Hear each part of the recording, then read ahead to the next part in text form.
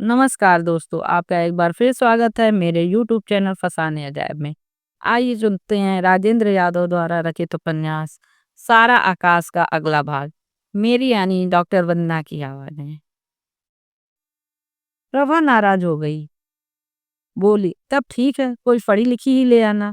लड़कियों को भी तो पढ़ाओगे, उन्हीं में से किसी को छांट लेना। और अगर अपनी लड़की को पढ़ा लें तो? मैंने खुशामद से कहा। गुस्सा भूलकर ब्रह्म बोली, हाँ ये तो अभी से कह देती हूँ। बाद में तुम ची चपड़ मत करना, मैं कॉलेज जरूर ज्वाइन करूंगी। अरे जो चाहो सो कर लेना प्रभा, तुम घर की रानी होगी, कौन तुम्हें रोकने वाला होगा फिर। मैं सपनों में खो गया और देखो, हमारी एक अच्छी सी लाइब्रेरी जरूर होगी। उसमें नई से नई किताबें लाकर रखेंगे। 2-3 पत्रिकाएं भी मंगाया करेंगे। लेकिन रेडियो के बिना तो घर सूना सूना लगेगा, प्रभा बोली। नहीं, घर सूना क्यों लगेगा? मैंने दुष्टता से कहा। उसका भी इंतजाम कर लेंगे पहले ही। चलता फिरता रेडियो तब तक तो हमारे घर में घूमने लगेगा। प्रभा लजाकर लाल हो उठी और उस समय तो कुछ भी होना कठिन नहीं लग रहा था। प्रभा की मांसल बाह पर से रखे हुए मुझे संसार की बड़ी से बड़ी मुसीबत छोटी लग रही थी। लगता था मैं हर बाधा को जीत ला सकने की सामर्थ्य रखता हूँ। मैं एक योजना रखता तो प्रभा उसमें सुधार करती और प्रभा जो कुछ बताती उसमें मैं मीन मेक निकालता। उस रात बगीचे के फूलों से लेकर बंगले के फाटक पर लगने वाले अपने नाम प्लेट तक की हम लोगों ने बातें कर ली। बीच बीच में जब भी ध्यान आ जाता कि ये बातें कितनी निराधार हैं या कोई इस बात की याद दिला देता तो खुद ही कहते, सूत न कपास और हम लोग भी जाने कहाँ कहाँ की गुलाबे मिला रहे हैं। थोड़ी देर चुप रहते लेकिन फिर नए सिरे से बातें निकलती। हाँ, सारी बातें यहीं आकर समाप्त होती। बस बीच की ही ये थोड़ी सी कठिनाइयां और मुसीबतें हैं। इसके बाद तो बेड़ा पार ही समझो। इन्हें ही जरा हिम्मत से सह ले, फिर तो प्रभा, मैं तुम्हें रानी बना के रखूंगा। रानी। और जब बदले में वह संसार की सारी कठिनाइयों को चुपचाप सह लेने का आश्वासन देती तो मैं कृतज्ञता और विश्वास से गदगद हुआ था। जब मुझे याद आया कि अपने इन सारे नक्शों में हमने अपने घर वालों को तो शामिल ही नहीं किया, तो मैं बोला, मैं एक भाई को अपने साथ रखकर पढ़ाऊंगा। अमर को नहीं, वो तो बदतमीज है। कुंवर सीधा है, वह रह भी लेगा घर छोड़कर। अम्मा बाबूजी तो हमारे साथ जाएंगे नहीं। हाँ, कभी कभी आया जरूर करेंगे। भाई साहब का भी बोझ कुछ हल्का हो जाएगा। प्रभा कुछ नहीं बोली। उस रात हृदय की कल्पना उन्मुक्त थी और होठों के स्वप्न गीत बनकर फूट पड़ना चाहते थे। उस रात हम दोनों की आत्माएं एकाकार होकर सतरंगी पुल जैसी बन गई थी, जो इस वर्तमान से उठकर हमें भविष्य के सुनहरे संसार में ले जाएंगी। हम लोग हाथ में हाथ झुलाते उस पर चलते अपने को साफ देख रहे थे। उस दिन सारा आकाश रोशनी के फूलों से दिप कर रहा था। निश्चय किया कि कल रविवार है, मैं जाकर काम देखाऊं, समझ लूं और तब घर वालों को किसी तरह बता दिया जाए। लेकिन ये साफ कह दूंगा कि नौकरी दिवाकर ने इसी शर्त पर दिलाई है कि मैं आगे पढ़ूंगा। जब हम लोग सोए तो फिर ध्यान आया कि जिसने नौकरी दिलाई है उसके बारे में तो मैंने प्रभा से कोई बात ही नहीं कही। शिरीष भाई की बात भी प्रभा को बतानी है। सुबह उठते ही मैंने कहा, प्रभा, एक दिन तुम्हें दिवाकर के यहाँ जरूर चलना है। वो कई दफा कह चुका है। मैंने तब उसे उस दिन की सिनेमा वाली बात बताई। कैसे, तब मैंने कहा था कि वह तो अपने घर गई है। किरण की बात भी बताई। प्रभा किरण के सामने होने की कल्पना से सुकचा उठी। बोली, देखो मैं कैसे चल सकती हूँ, घर पर तो तुम सब देख ही रहे हो। तुम हमारे साथ चलोगी, घर का तो सब चलता ही रहता है। और खैर, इस पर अभी से सिर दर्द करने की जरूरत नहीं है। हाँ, चलेंगे जल्दी ही। शिरीष भाई की बहन से भी मिलाना एक दिन। कौन? उसने चकित भाव से पूछा। और मैं देर तक उसे शिरीष भाई साहब के बारे में बताता रहा। एम्प्लॉयमेंट एक्सचेंज से लेकर अब तक की सारी बातें उसे बता दी। फिर बोला, सच प्रभा, कभी कभी तो मैं उस आदमी की इस बात पर आश्चर्य करता हूँ। हर चीज को देखने का उसका अपना ही अलग तरीका है। वह तो जैसे किसी चीज को मानता ही नहीं। जिसे देखो उसका खंडन। कहता है हमारे पास अपना इतिहास है ही नहीं। जो कुछ है वो पुराण है, जिसमें धर्म, अंधविश्वास, कविताओं का घपला है और यह सच्चाई का पता ही नहीं चलता।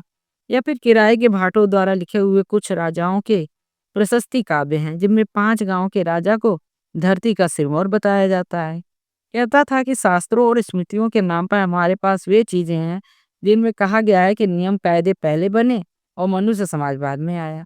बोलो, जब मनुष्य ही नहीं थे तो नियम कायदे पहले कैसे बने और किसके लिए बने? इस समय हिंदू, मुसलमान, क्रिश्चियन किसी भी धर्म के आदमी को ज़रूरत नहीं है। इस समय एक ही धर्म चाहिए, वह है मानवता। लेकिन मेरी बात बीच में ही टूट गई। किसी ने किवाड़ों को ऐसे ज़ोर से धक्का दिया, मानो पूरी ताकत से लात मारी हो। हम लोगों पर जैसे बिजली टूट पड़ी। घबरा कर हड़बड़ाते हुए संभले-संभले कि बाहर चीख-पुकार शुरू हो गई। पहले तो समझ में नहीं आया कि अचानक हुआ क्या? लेकिन फिर बाबूजी के चीखने का स्वर साफ सुनाई देने लगा। वो मोहल्ले पड़ोस के सुनने की चिंता किए बिना जोर-जोर से दहाड़ रहे थे। प्रभा अपने कपड़े ठीक करने लगी थी और मैं लड़खड़ाते घुटनों के साथ किवाड़ की दरारों से झाँक कर देख रहा था। बाबूजी एक तरफ खड़े जोर-जोर से कह रहे थे, जवानी हमें भी आई थी, पर ऐसी नहीं कि दिन देखे न रात, जब देखो बहू को लिए पड़े रहते हैं। अरे घर में बच्चे हैं, बड़े हैं, बूढ़े हैं, किसी का तो लिहाज करो। 10 बजने आ रहे हैं और बाबूजी का अभी सवेरा ही नहीं हुआ है। ऐसी भी क्या बेशर्मी। रात भर ही मस्त रहो और चूर है जवानी में, न दुनिया का ध्यान है, न आँखों में शर्म है। आग लग गए ऐसे अंधेपन में। नहीं बोलते थे तो ऐसे डरते थे कि औरत ना हो गई, कोई शेरनी हो गई। और अब बोलने लगे तो जब देखो तब उसी के पास मंडरा रहे हैं। सारा घर नहा लिया, धो लिया, काम-काज सारा खत्म हो गया और यहाँ अभी गुलछर्रे ही उड़ रहे हैं। हम दोनों ने एक दूसरे को इस तरह देखा जैसे कहीं से अचानक बम आकर बीच में फट गया हो। अब क्या हो? फिर झाँका। बाबूजी का भाषण निर्बाध जारी था। हालत तो ये है और हिम्मत उल्लू के पट्टों की। देखो, ये और आगे पढ़ेंगे। लाट साहब ने खत्ती गाड़ दी है ना, साले नवाबजादे कहीं के। तो रात की धोती की बात, आगे पढ़ने की बात, सब बाबूजी के पास पहुंच गई। सब खूब चीख चिल्लाकर बाबूजी चले गए तो जरा से किवाड़ खोलकर प्रभा ने डरते डरते झाँका और दबी ढकी सिमटी सिमटाई सी भीगी बिल्ली बनी चुपचाप निकलकर नीचे चली गई। मैं साहस संचित करने लगा कि कैसे निकलकर सबको आंखों का सामना करूंगा। लगता था जैसे हम लोग कोई घोर अनैतिक और अनुचित अपराध करते हुए रंगे हाथों पकड़ लिए गए हों। 2 दिन में ही मेरे लिए घर की सारी दुनिया बदल गई। हर एक का व्यवहार कुछ नया-नया सा लगने लगा। इसे कुछ-कुछ महसूस तो मैं भी कर रहा था, लेकिन सबसे पहले इसे बताया प्रभा ने ही। उस दिन आते हुए मुझे देर हो गई। आशंकाओं से काँपते हुए ही घर में पाँव रखा कि बाबूजी से सामना पड़ गया। वे मजदूर के सिर पर लकड़ियाँ लगवाए चले आ रहे थे।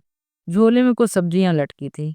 यह उनकी आदत थी, जब भी बाहर लकड़ियाँ या गेहूँ खरीदने जाते तो झोला साथ ले जाते और किसी सब्जी वाले का आखिरी सामान सस्ता सा ले आते। दिन भर खाली रहते इसलिए लकड़ी, गेहूँ या अन्य घर का सामान ले आते। अक्सर हम भाइयों में इसको लेकर भी झगड़े हो जाते कि ये सारे सामान कौन लाए। सबको अपनी-अपनी पढ़ाई महत्वपूर्ण लगती थी और सबको डर था कि आते-जाते क्लास का कोई लड़का या अध्यापक देखकर क्या सोचेगा। जैसे ही बाबूजी को देखा कि मेरे प्राण सूख गए। पिछले दिनों तो मेरी यह आदत हो गई थी कि चुपचाप दबे पांव ऊपर चला जाता और वहीं अलग-थलग रहता। इसलिए जब भी किसी से मुलाकात होती, वो या तो बाहर आते-जाते या नहाने-खाने के लिए नीचे उतरते-चढ़ते। सोचा अब उस दिन का गुबार बाबूजी दोबारा निकालेंगे।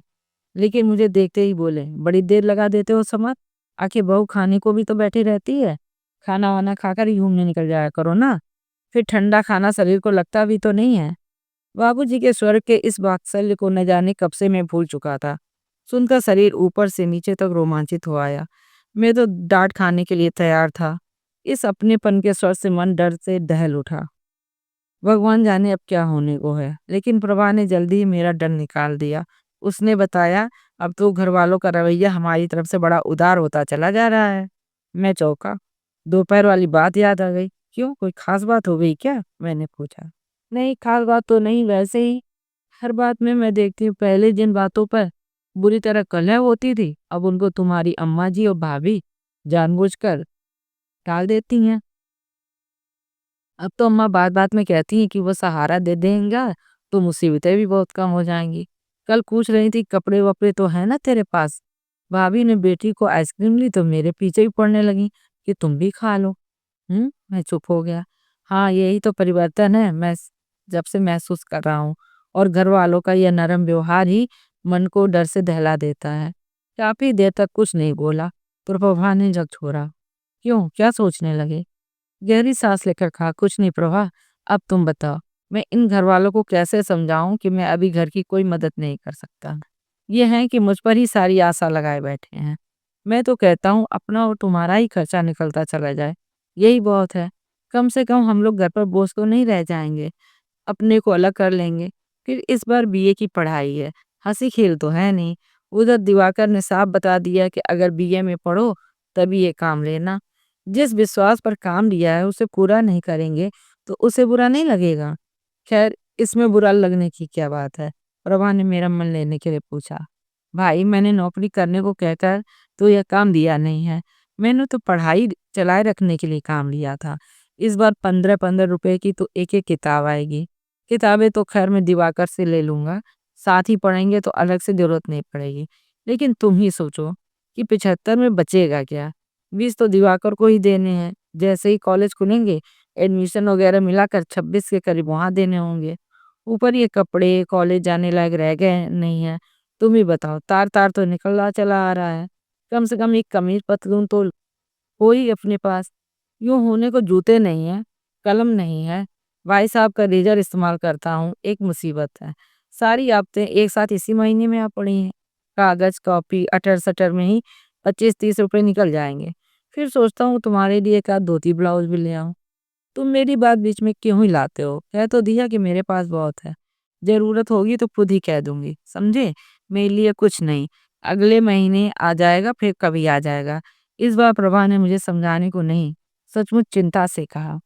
खैर फिर भी हिसाब तो तुम्हारे सामने है ही। अब बताओ 75 रुपए में से बचा क्या? इनमें से कौन-सी चीज़ कम कर दूँ और क्या घरवालों की मदद कर दूँ? बहुत से बहुत दिवाकर को इस बार नहीं दूँगा।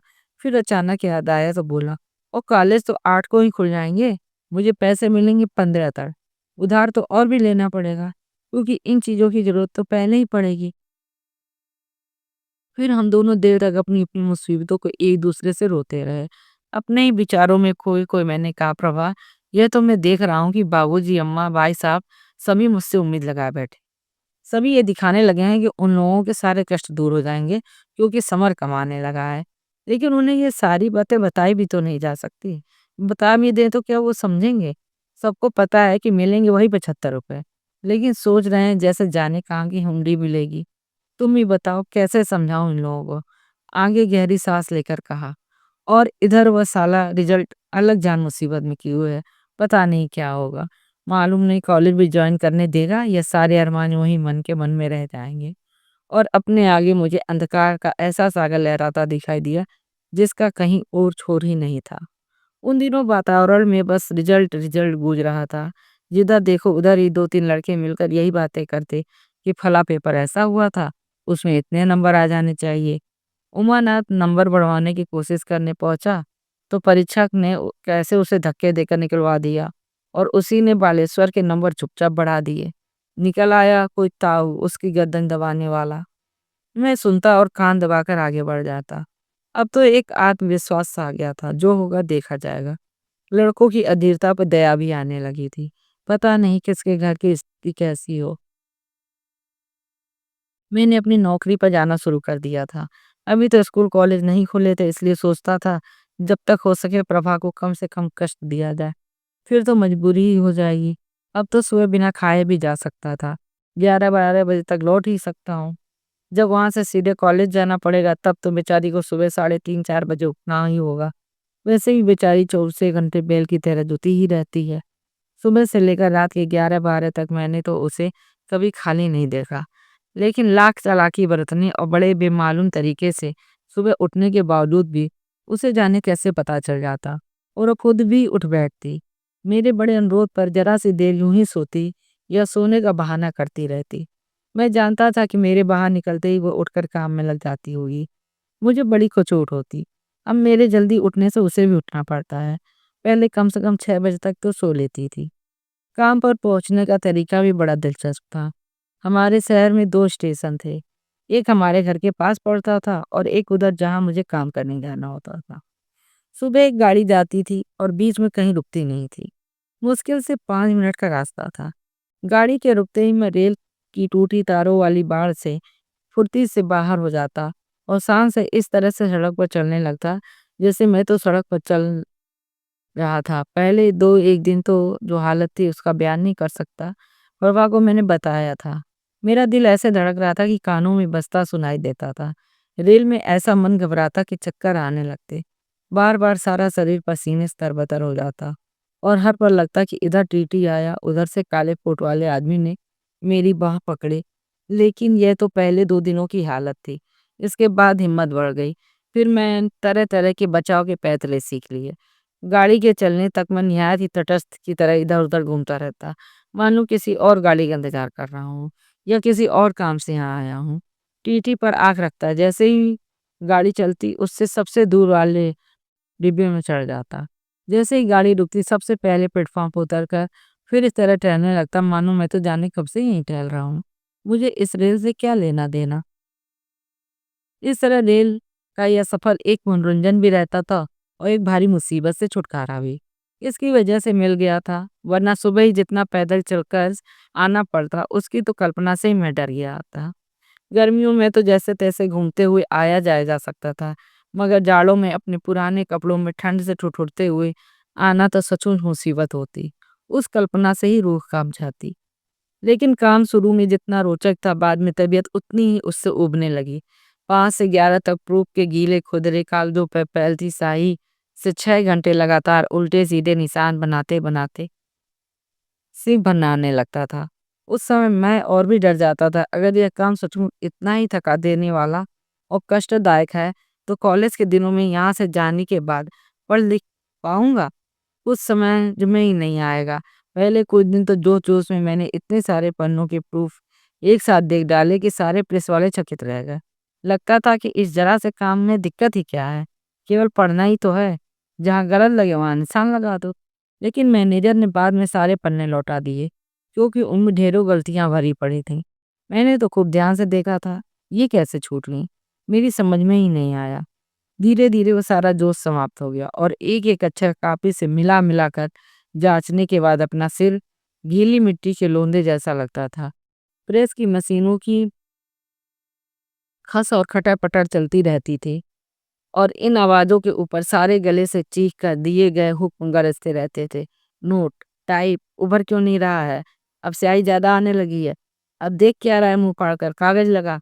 मैनेजर अपनी स्याही लगी पतलून में दोनों हाथों को ठूसे पास आकर खड़ा हो जाता और मुझे प्रूफ देखते हुए देखता रहता। तो मुझे ऐसी घबराहट और बेचैनी होती जैसे इम्तिहान के दिनों में इन्विजिलेटर के पास आकर खड़ा हो जाने पर होती थी। फिर वो चलते-चलते कह जाता, बड़े सुस्त प्रूफ देख रहे हैं मिस्टर, मशीन खाली पड़ी है, अभी तो करेक्शन भी टाइम लेगा, जरा ध्यान से देखिए और कई बार देखिए। प्रूफ देखने का काम तो झाड़ू लगाने का काम है, जितनी बार झाड़ो उतनी बार कूड़ा कहीं न कहीं से दोबारा निकल ही आता है। इसके अलावा और जिधर देखो उधर ही कालों स्याही छाई रहती। एक तरफ सुमेरा बैठा-बैठा पानी में भिगो-भिगो कर कुछ कूटता रहता और दूसरी तरफ मशीन में 2-4 ईंटों का चूल्हा बनाकर स्याही उठाया करता। सरेस की बदबू से उबकाई आती रहती और मशीनों से टपकती काली तेलदार कीचड़ अदबदा कर कपड़ों पर लग जाती। सिंधी होटल का लड़का हर 10 मिनट बाद अपने गिलासों को तारों के लटकन में लटकाए कभी किसी को चाय देता रहता। यह मैनेजर के पास छापने के लिए आए ग्राहकों की खातिर के वक्त सुमेरा उसे आवाज दिया करता। लेकिन वहाँ काम करने वाले लोग इतने दिलचस्प थे कि मन ऊबता नहीं था। पहले तो बड़ा अजनबी-अजनबी सा लगता था, लेकिन जल्दी ही वे मुझे अच्छे लगने लगे।